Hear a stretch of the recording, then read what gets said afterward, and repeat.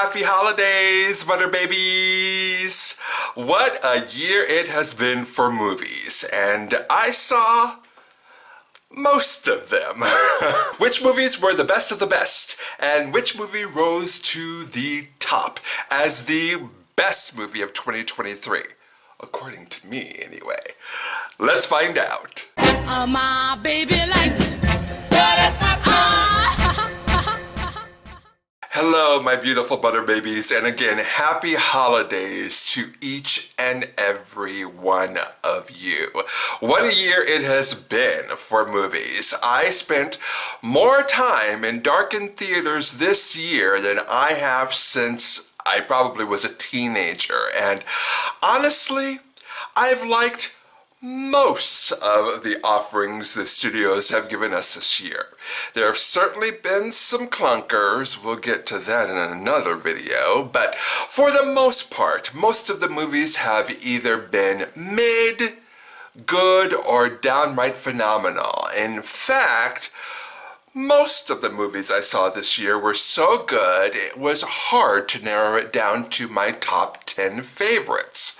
The pickings were so good, in fact, some really deserving movies didn't end up making the cut. I'm looking at you, Little Mermaid, and are you there, God? It's me, Margaret. For the most part, I had a really good time at the theater, and as a whole, I don't regret watching so many movies this year. Before we officially dive into this, I just really want to stress this is my top 10 list of the movies I actually saw this year. A lot of the Oscar-baiting movies have come out in the last quarter of this year, as they do most years, and a lot of them I haven't seen yet. I have every intention of seeing them before Oscar night next year, but this list doesn't include them. Movies like Iron Claw, or American Fiction, or The Holdovers, or Anatomy of the Fall, among others, are not on my list. They're all top-tier movies, but they just haven't graced my eyeballs yet. So even though the aforementioned films and many others like them are clearly worthy of a spot on anybody's year-end top 10 list, unfortunately they won't be a part of mine. So let's get to my list, shall we? Coming in at number 10, Fast X. Do not click from this video. I know, I get it, butter babies, I understand. This pick is controversial, and a lot of you butter babies out there right now are saying this is some bullshit, and I get it. I really do. But as I said in my initial review of this movie, not every movie has to be Oscar bait. Not every movie needs to rise above the caliber of movie that is a Best Picture winner. Sometimes a movie just needs to be pure dumb fun, and butter babies, that's exactly what Fast X is. Pure dumb fun. And I was here for every second of the ridiculousness. Jason Momoa gave us a wink wink nudge nudge queer representation. The cast is as diverse as ever, and of course the stunts were as crazy and outlandish as ever and broke every law of physics and gravity ever created. Fast X was the feel-good comedy we all needed this year. Number 9, Bottoms.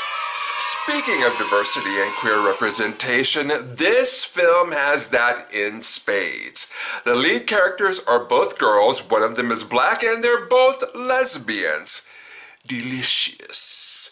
This movie was reminiscent of the raunchy teen comedies I actually grew up on in the 80s and the early part of the 90s, and yet at the same time this movie felt fresh and new.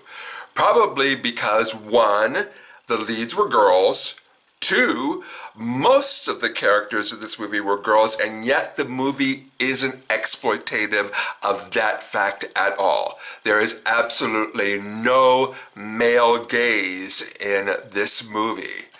3, the leads were gay, and 4, the movie actually goes there with the raunchy and body humor. That's something that most of the comedies out there today cannot say. This movie does not err on the side of caution. It does not play it safe. Even in certain scenes where it could have pulled back, it didn't. Plus, it's hilarious. I laughed my ass off watching this movie. It's out on digital right now. Do yourself a favor and go get this movie. Coming in at number 8, we have The Blackening. Listen, those of you who follow my channel know I do not do horror movies at all. And I know some of y'all out there will be like, it really wasn't even a horror movie, Steven. Fuck you. Fuck you. Listen, was it scarier than your typical Scooby-Doo mystery?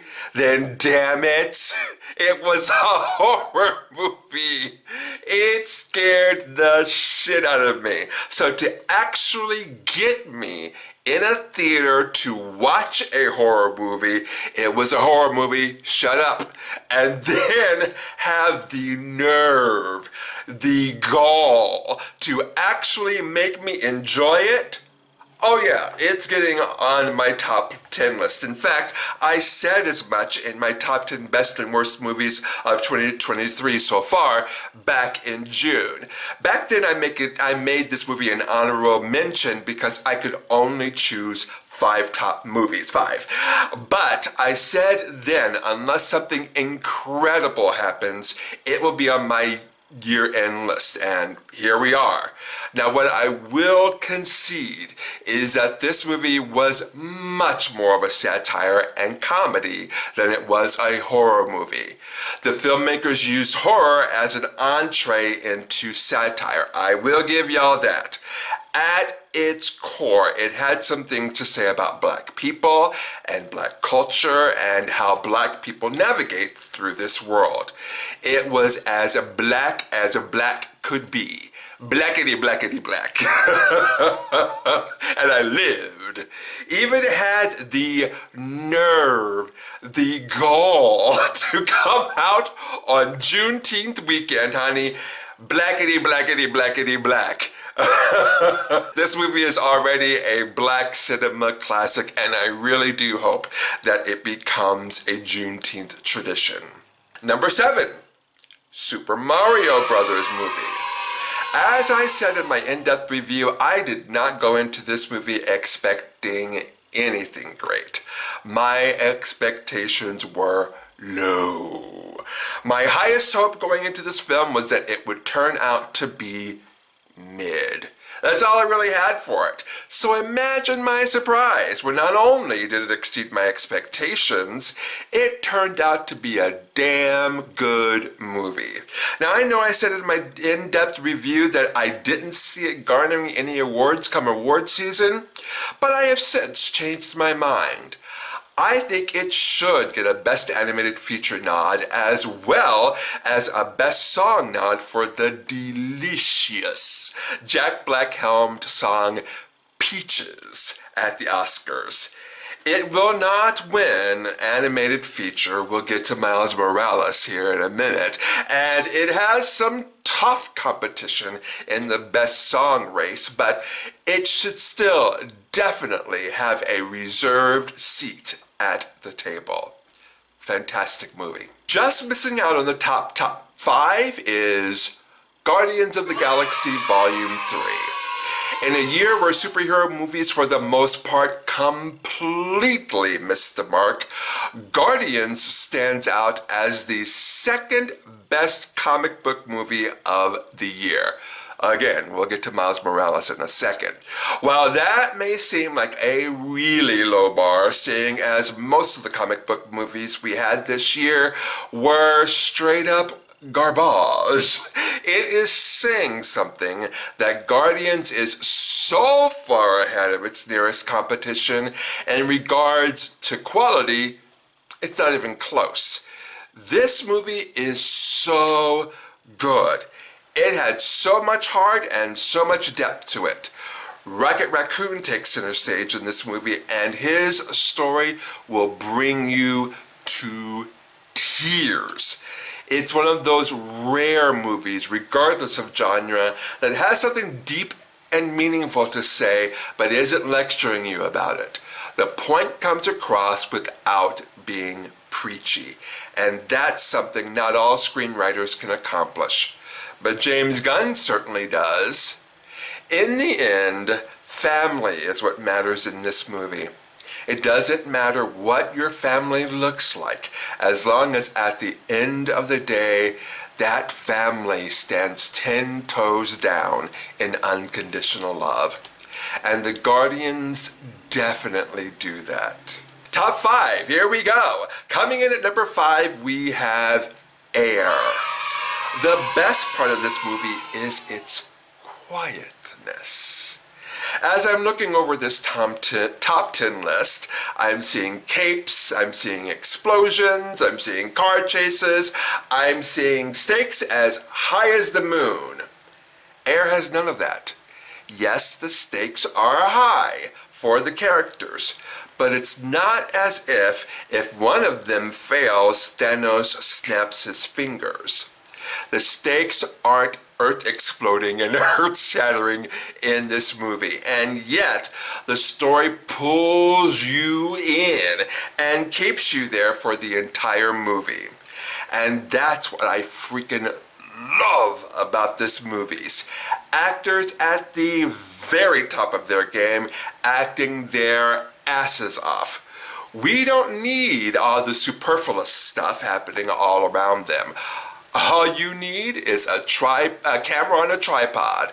Ben Affleck in the back says action, and we all sit back and watch the magic unfold right before our eyes. Honestly, the story of how Michael Jordan signed his initial shoe deal with Nike did not have any business being this riveting. But that's what happens when you have a great script in the hands of a great director and brought to life by phenomenal actors. Pure magic. I told you we'd get to Miles Morales, and here he is, swinging into the number 4 spot with Spider-Man Across the Spider-Verse. This movie is far and away the best superhero movie of 2023. And it's not just because the animation is next level, we'll get to that in a sec, but that the story it's trying to tell is so good. The problem with most superhero movies these days, other than the writers and directors having no idea about the source material, honey, that is another video all into itself. I just can't. Is that they don't have a good story to tell. It's all about the set pieces and things that go boom. And while Spider-Man Across the Spider-Verse certainly has its share of incredible set pieces and things that go boom, the center of this film is the story it's trying to tell. Without the story, this would have just been an amazing spectacle to see. Speaking of visuals, this movie once again sets the bar way up high for animation. If you thought the first Spider-Man movie was next level, just wait until you see the animation in this one. It will blow you away. It's easily the frontrunner in this year's Best Animated Feature race. No notes. This movie is spectacular. At number 3, we have Oppenheimer. Now, I'm the type of person who needs to have someone I can root for in the movies. Even in the deepest, darkest, most emotionally twisted kind of film, there needs to be at least one character I can latch onto and root for. But for the first half of this movie, there isn't one. Not a single character. It's only in the second half of this film where people even begin to act with some kind of humanity and compassion. And yet, it's still far and away one of the best movies of the year. The actual bombing of Hiroshima and Nagasaki take up maybe 10 minutes of the actual film. The rest of the movie, both before and after the bombing, are all about the lead up and fallout of that decision. And that's where this movie literally shines. Watching the emotional journey Oppenheimer takes from the beginning to the end of this movie is a pure joy to watch. And he's not a good guy in the movie. At all. And speaking of bad guys, Robert Downey Jr. plays one of the worst characters ever committed to film. His portrayal of Louis Strauss will finally earn him his well-deserved and long overdue Oscar. In fact, there are no weak players in this movie. Even Florence Pugh, who has a criminally underwritten character to play in Jean Tatlock, brings her A-game to the movie. Christopher Nolan is one of the best filmmakers out there. He hit a grand slam home run with this one. Expect Oppenheimer to sweep come Oscar time. So here we are at the top 2 movies of the year. Coming in at number 2, we have the first half of the Barbenheimer phenomenon, Barbie. Honestly, this movie had no business being this good. At all. I say that because there have been so many garbage direct-to-video animated movies starring Barbie, whose only saving graces are they're good to plant your kids in front of for 90 or so minutes. This could have easily fallen into that category, and I would have thought, yep, that tracks. But this movie, under the brilliant hand of Greta Gerwig, became so much more than a paint-by-numbers generic home movie. It's literally proof positive what can happen when studios get the hell out of the way and let artists do their thing. As I said in my full-length review, there are so many instances in this movie where Warner Brothers, Discovery, and or Mattel are not only roasted, but hammered in this movie. At any time, the suits could have easily stepped in and said, nope, we're not doing that.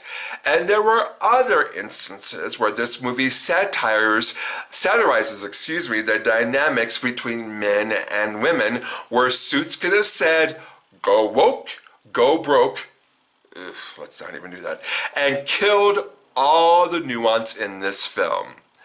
I can only assume the powers that be at Mattel and Warner Brothers Discovery must have known what they had on their hands and made the conscious choice to get the hell out of the way and let Greta Gerwig cook, which is so rare in Hollywood. Now there's talk of Ryan Gosling getting a Best Supporting Actor nod and a Best Song nod. And I can see the latter happening more than the former, but time will tell. Regardless, expect a lot of nominations for Barbie and possibly, well, even probably, a few hardware wins for this fantastic movie. Barbie more than deserved the billion-dollar box office haul it earned this summer. And now, the moment you've all been waiting for, my number 1 pick, the top movie of 2023. Ladies and gentlemen, and all precious souls in between, the number 1 movie of 2023 is The Color Purple. That's right! right, the motherfucking color purple, bitch. This is a spiritual cousin of the Broadway musical, which itself is a spiritual cousin to the 1985 movie, which itself is a spiritual sister of the book by Alice Walker. And what I mean by all that is this movie is the same story we know, but a few changes have been made. Some things were taken out, some things were added in, but the bones, heart, and soul of the movie remain the same. Oh, and it's a musical. I think what sets this adaptation apart from the 1985 film is there's a sense of hope and joy at the end of it. There's no two ways about it. Miss Celie, honey, she had a hard life. And the brutality of her life is not shied away from in this movie. But even in the darkest moments of her life, there's a through line in this movie of hope. That comes from Miss Celie's imagination, which is where the music finds its way into this movie. Some of the things I appreciated about this movie are that while Miss Celie's sexuality is only hinted at in the Whoopi Goldberg vehicle, there is absolutely no question about it in this movie. The two main major male characters in the movie, Mista and Harpo, are given character arcs in this movie that were deeper and more fleshed out than what they were afforded in the original film. The way the movie is shot is so vibrant and so colorful and so alive. What I appreciated about the imagination sequences where the music stepped in was they were only slightly more saturated than the real world Miss Celie was in. That made it feel like the world of her imagination was just a step or two out of her reach rather than the impossible. And by the end, that slightly heightened color of the imagination sequences had filtered into her reality, making them both one. Please give Danielle Brooks all the things. And while you're at it, go on ahead and make things right with Miss Taraji. Honey, Miss Taraji on this press tour has been going through it. And she has been speaking truth to power everywhere. So you know what, Oscars? Go on and do right by her and give her her things. Same for Coleman Domingo.